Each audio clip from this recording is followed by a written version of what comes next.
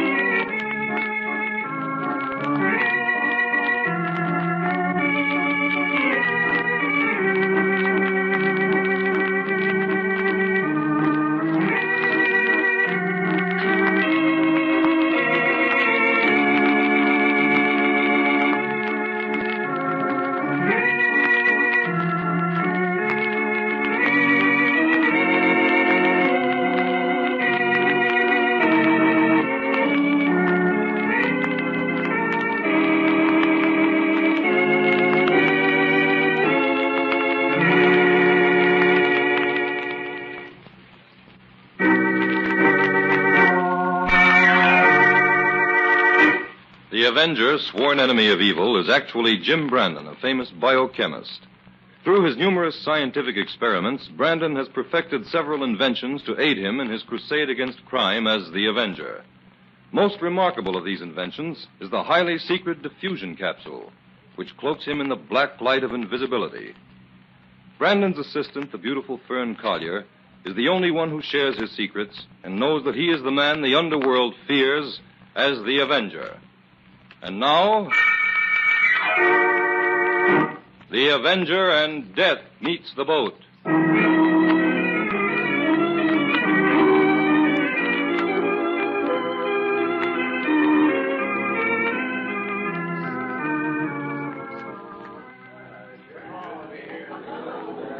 I love meeting boats, Jim. I'm glad you decided to come down to welcome your old friend, Dr. Ludlow, home. Oh, he's been in Australia doing research for 3 years, Fern. I'm eager to have a talk with him. Oh, there's something thrilling about a boat that's just landed from far-off places. Look at all these people, Jim. Every single one of them looks excited and happy. You're an incurable romanticist, Fern. Oh, there's Dr. Ludlow. With a crowd of reporters around him. Oh, I suppose we ought to wait until the interviews are over before we barge in, huh? Well, Dr. Ludlow isn't the only celebrity aboard. There's the cameraman taking pictures of a pretty girl. Let's walk over and watch them. All right, Fern. Do you think she's a movie star, Jim? I haven't the faintest idea. That big hat she's wearing hides part of her face. Okay, Miss Austin, that's fine. Now, just one more shot. Suppose you hold on to the rail with one hand and pretend you're waving to someone with the other. You mean like this? Swell. Hold it, Miss Austin. Oh, thank you. Now, a few questions, if you don't mind. Well, Is this your first trip to the States? Why, no, I was born here. But I've lived in Australia since I was 6. I see. How long do you plan to stay? Indefinitely. I intend to settle down here. Pardon me, but you're Miss Claire Austin, aren't you? Yes. I'm Copley, miss. Oh, the chauffeur? Yes, miss. I was with your late father for more than 10 years. Well, I'm glad you've come, Copley. I was beginning to wonder if anyone was going to meet me. What about your luggage, miss? It's all through the customs. You can put it in the car. I'll show you where it is. Oh, Miss Austin, thanks a lot for those pictures. I'd like to interview you for a feature story later. Will you be in town for a while? I think so. Goodbye. Goodbye, and look for your picture in the Morning Herald tomorrow. I will. Jim, ask that reporter who she is. Okay, Fern. You do hate to miss a celebrity, don't you? Hurry, ask him. He's getting ready to leave. Say, Scoop. Yeah? Who is that young lady? Oh, that was Claire Austin. Claire Austin? Yeah, the gal that's going to her at the Austin Millions when she comes of age in 2 days. Swell looking dish, isn't she?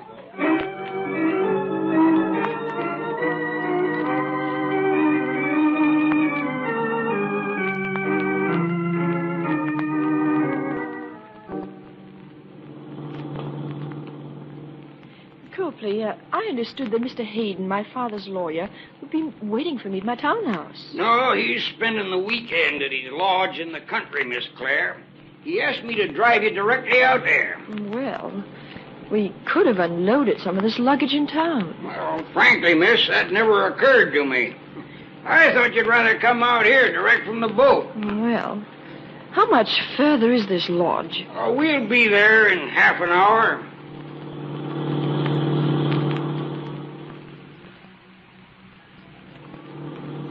Is that the lodge just ahead there, Copley? Yes, miss. I'll signal them we're coming. This certainly is a secluded spot. Yes, miss. It's a sort of hideaway. Hideaway? Well, what I mean is it's quiet and restful, miss. Here we are. We'll have to get out on that side, miss. There's a high fence over here. All right. Now, this way. I'll get someone to help me with the luggage. Well, hello, Miss Austin. Welcome to the States. Oh, thank you.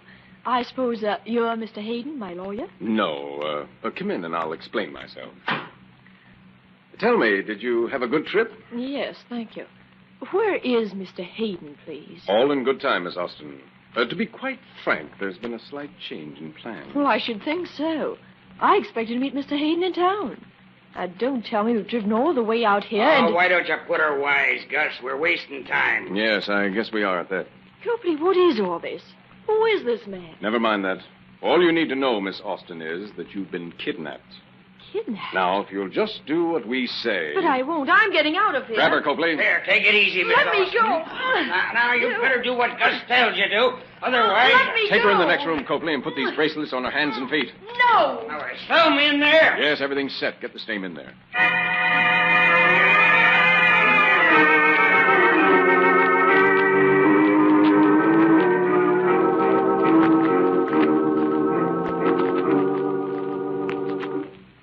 Say, Gus, that Austin dame's a wildcat. Did you get those bracelets on her? Yeah, but it wasn't easy. Well, as soon as Thelma gets a line on her voice and speech, we'll get going. Say, Gus, Yes? those two dames look enough alike to be twins. Where'd you find that Thelma? She worked for me once before on a job in Canada. When you showed me those pictures of Claire Austin, I was struck by the resemblance. And all we had to do with Thelma was bleach her hair. Well, what about the accent? Can she handle that? Oh, that's easy. She's passed herself off as an English blue blood more than once. Now, Copley, let's get down to business. Did everything at the boat go without a hitch? Well, not exactly, Gus. Some newspaper guy took Austin's picture before I could get to her. What? Well, I couldn't help it. But that can't hurt anything, can it? These two dames look exactly alike. Don't be a fool, Copley. It's little mistakes like that that ruin the best kind of setups. What paper was that reporter from? The Morning Herald. Oh, good. Since it's a morning paper, that'll give us time to get that picture. Copley, see if Thelma's ready. We've got to get into town at once.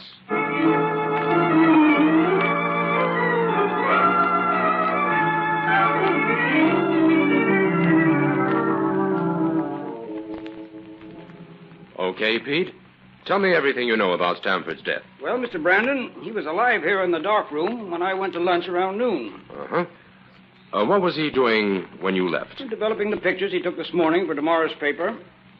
Is there any way to find out if Stamford had a visitor, Pete? No, those back stairs are the only way in and out of this dark room. They lead right out to the street. Oh. Now, there's no connecting door into the newspaper office. No, sir. Well, what do you think happened to Stamford, Pete? I figure he broke that bottle of acid accidentally. And the fumes overcame him, and he fell as he hit his head against the corner of that shelf. Uh-huh. Almost too simple, isn't it? Well, that must have been the way it happened. The bottle of acid is broken, and Stamford has a big lump on his head. Pete, would Stamford have a list of the pictures he was developing? Oh, sure, he'd have a list of each series of plates. Where are they? Oh, there, that sheet of notepaper on that spike. He only took 2 sets of pictures so far today. Let me see it, will you, please? Oh, here. Mm-hmm. First 6 plates. Opening of new market. Are all 6 of those plates here, Pete? Yeah, here they are. He must have been working on those when he passed out. Okay. Next, 4 plates on board boat. Nope, can't find those. Now make sure, Pete. No, they're not here, Mr. Brandon. Now, who do you suppose would want to steal 4 perfectly beautiful shots of Miss Claire Austin? What's that, Mr. Brandon? Oh, never mind, Pete. Give me a little more light over here, will you? I want to take another look at this bump on Stanford's head. Well, here, I'll focus this desk lamp on him. Oh, thanks. You knew Stamford, didn't you, Mr. Brandon? Well, I saw him on the boat this morning. Say, the position of this bump is mighty odd. Well, how do you mean? Well, if Stamford hit his head against that shelf, the lump would have to be toward the back of his head. This lump's right on top. Yeah. Well, what do you make of it? Well, I'd say he was hit from the rear by a blackjack. Say. I'll call the doctor in on this right away. But I think he'll agree with me that Stamford was murdered.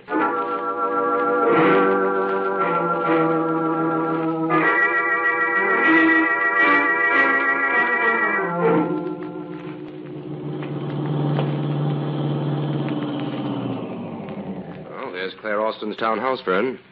Now, I'll wait here in the car while you play reporter and try to get an interview. But, Jim, you say you don't suspect Claire Austin of murdering Stanford, so why should we waste time on her? Those stolen plates bearing Miss Austin's picture are the only clue we have, Fern.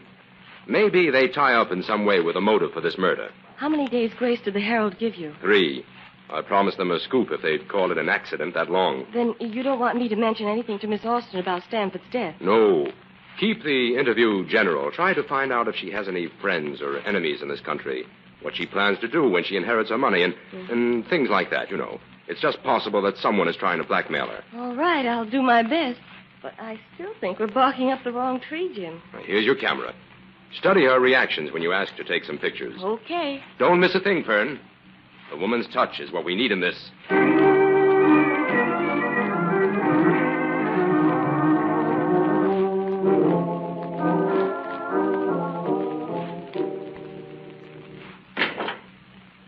Fern, what happened? I wasn't expecting you back so soon. Jim, start driving. Quick. Fern, what is it? You're shaking like a leaf. Jim, that girl in there posing as Claire Austin isn't the same girl we saw on the boat. What? I knew you wouldn't believe me, but she isn't. Well, what makes you think so? Well, I'll admit she looks exactly like her, and she sounds exactly like her, but it's not the same girl. Now, Fern. It's not, Jim. I can tell by her fingernails. Her fingernails? Yes. That girl on the boat had very short nails. I remember thinking that she looked as though she bit them. I got a good look at her left hand when Stanford had her wave in our direction. Well, go ahead. Well, that girl inside there has nails as long as an Oriental dancer's. Oh, Fern, I hate to dampen your enthusiasm over your great discovery, but Claire Austin has had 5 hours to put on artificial nails since that boat docked this morning. But they're not artificial, Jim. I asked her. Well, if that's the case, we've got a motive. That girl could be posing as Claire Austin to collect Claire's inheritance. But what happened to Claire? I don't know. But I think we'd better get in touch with Neil Hayden at once. Oh, yes, he's the lawyer in charge of the Austin case, isn't he? Yes. Jim, all this adds up to the fact that the real Claire may have been kidnapped, doesn't it? I'm afraid it does, Fern. And if we can't locate her before midnight tomorrow when she comes of age, she'll be in danger of her life.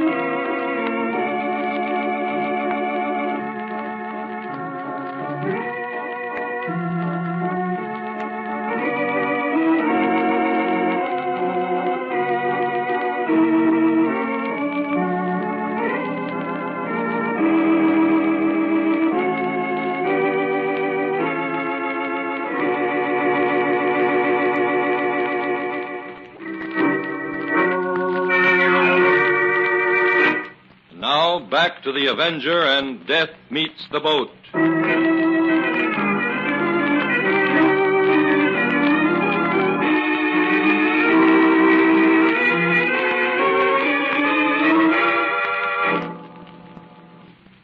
And that's the story, Neil. As the lawyer in charge of Miss Austin's estate, I hope you can delay the transfer of the property until we can find the real Claire. Well, now, I can't hold back the clock, Jim.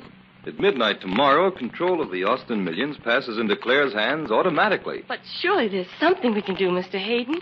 We can't just stand by and let the real Claire be killed and this imposter inherit her money. Fern, I don't think Neil is much impressed with the story we've just told him.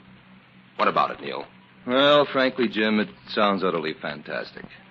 The length of a girl's fingernails is pretty slim evidence upon which to base a case of this magnitude. Now, I'd need something more to go on than that. Well, if you can arrange for me to have a talk with this girl, Yeah? I think I can find out whether she's the real Claire or not. All right. I've arranged a little birthday party for her tonight. I'll take you along. Fine. Oh, only remember, don't let her know I'm a detective. I never think of you as a detective, Jim. To me, you're a scientist who sometimes dabbles a bit in criminology. You know, I don't think you intended that as a compliment. Well, what about me? Don't I get invited to the party? Oh, I'm afraid not, Fern. Miss Austin thinks you're a reporter. Remember?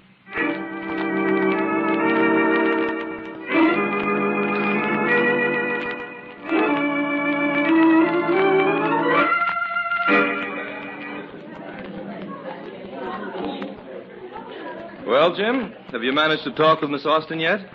No, I haven't. That fellow Merkel over there is monopolizing her. Who is he, Neil? Merkel? I don't know. Claire invited him, said he was an old friend. An importer, I think she said. Merkel, never heard of him. Suppose we wander over and break up their little tete-a-tete, huh? All right. But I sincerely hope your hunch is wrong, Jim. So do I. Uh-oh, Merkel sees us coming. He's moving away. Well, here's your opportunity, Jim. Oh, Claire. Yes, Mr. Hayden? Mr. Brandon is eager to have a chat with you about Australia. You know, he spent some time there himself. Oh, really? What part of Australia, Mr. Brandon? New South Wales, mostly. You come from Sydney, don't you? Yes, that's right. Did you spend much time there? No, I didn't. My travels took me farther inland. I was doing a little exploring. I see. You know, we Americans are always interested in the animals of Australia. The dodos, great auks, and wombats are fascinating. Yes, they are. And don't forget the kangaroos. We're frightfully proud of those. Yes, but as pets, the wombats are more amusing. Aren't they, though? I suppose you owned one. Oh, yes, a darling one. I'm arranging to have it sent over here as soon as I get settled. Oh, excuse me, Claire, but the Websters are leaving. I thought you'd like to speak to them. Thank you, Mr. Merkel. Not at all. Excuse me, Mr. Brandon. Mr. Hayden. Of course. Certainly, Claire. Well, Jim, as far as I could see, Miss Austin seemed to pass that examination all right. On the contrary, Neil. That girl has been carefully coached, but she's never seen Australia.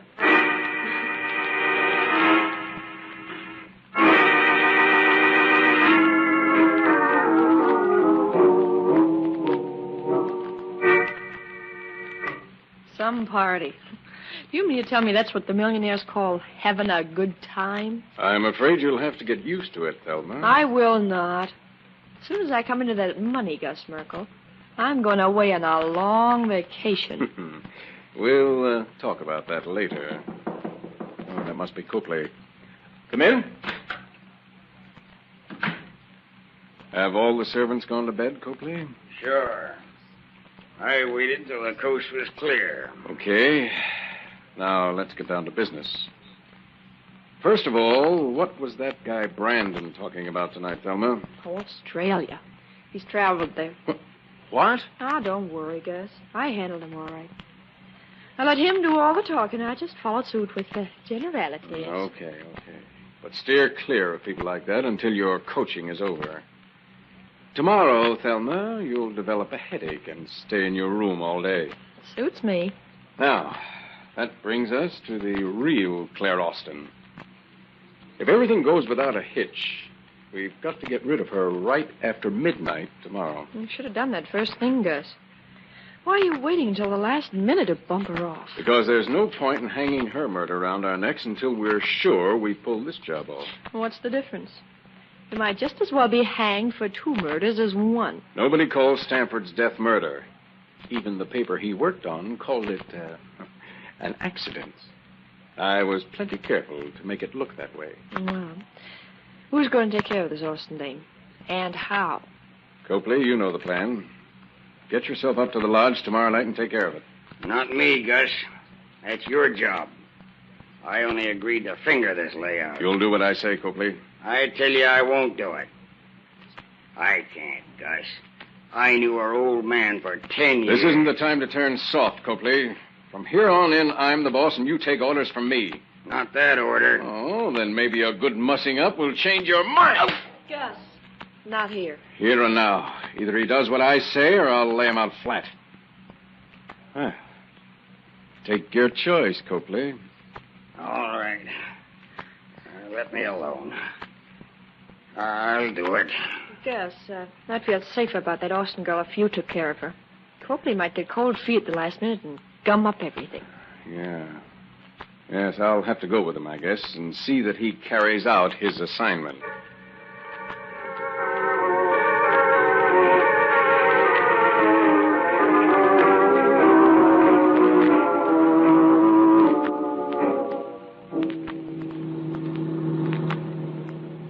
Jim, don't think I'm not enjoying this lovely ride in the country, but... But you're dying to know what we're doing out here, right, Fern? Yes. Why did you stop at that gasoline station back there? You didn't buy any gas. No, but I got some information. Jim, please. What's going on? Well, Fern, here's the way I have things figured out. Copley, the chauffeur, met the real Claire Austin at the boat. 3 hours later, he delivered the phony Claire Austin at her house in town. Copley was the one who kidnapped Miss Austin then. Oh, he had to have a hand in it. Probably set up the job for a gang.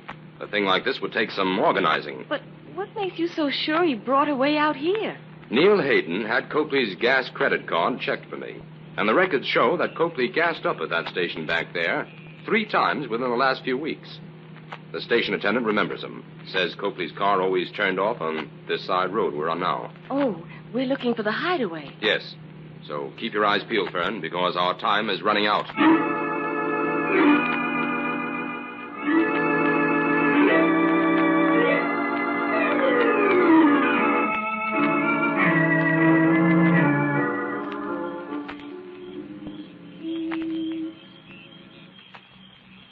Jim, it's past midnight. Maybe this isn't the house at all. I'm sure it is, Fern.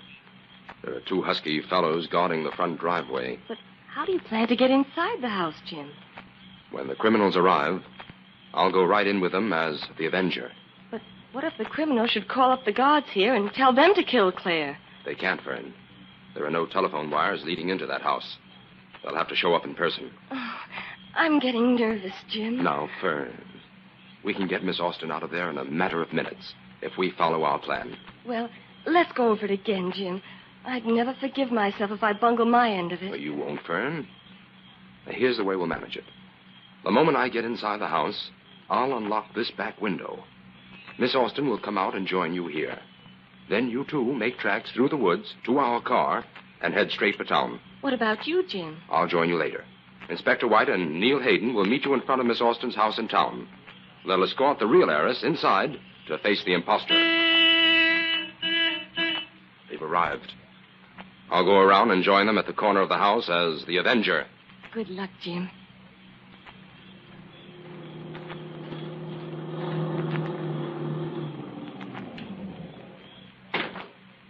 Come on, Copley. Let's make short work of this. Wait a minute. What was that noise? Well, sounded like one of the tires went flat. Well, get out your flash and take a look. We've got a lot of traveling to do in this car tonight. Okay. Now, the rear tires are all right. Now we'll look at the front ones here. Yeah, the front ones are all right, too. Nothing wrong here. You sure? Sure. Well, come on, then. Open the front door.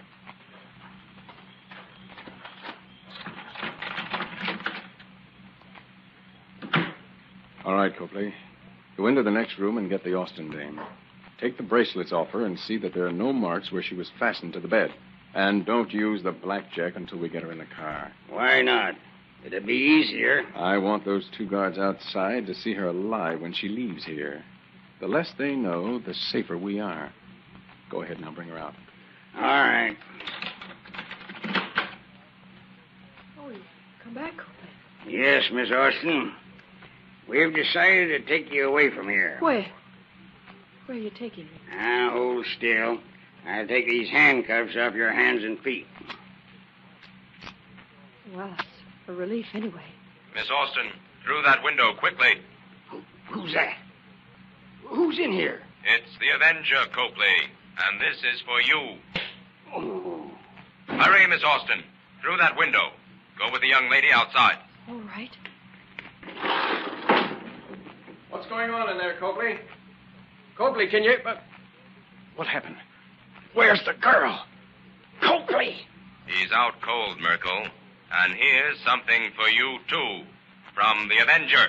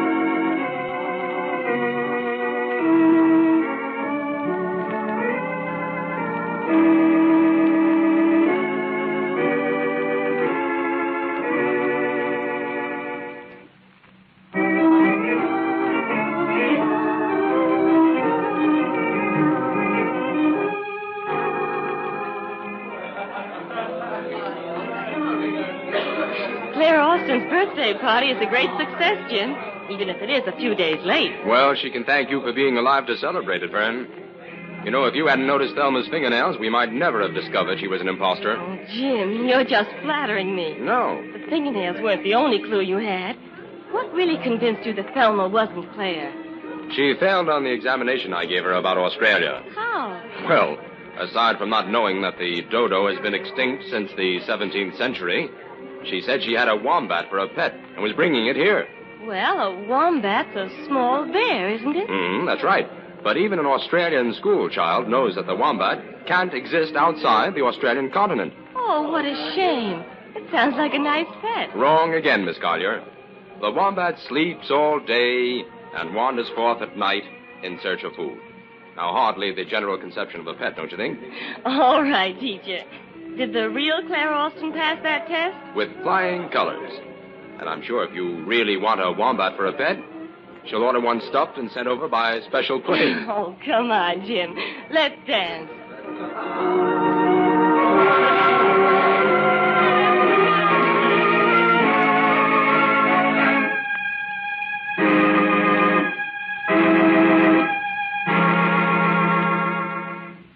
All characters, names, places, and plots used in the Avenger program are fictitious. Any similarity to persons living or dead is purely coincidental.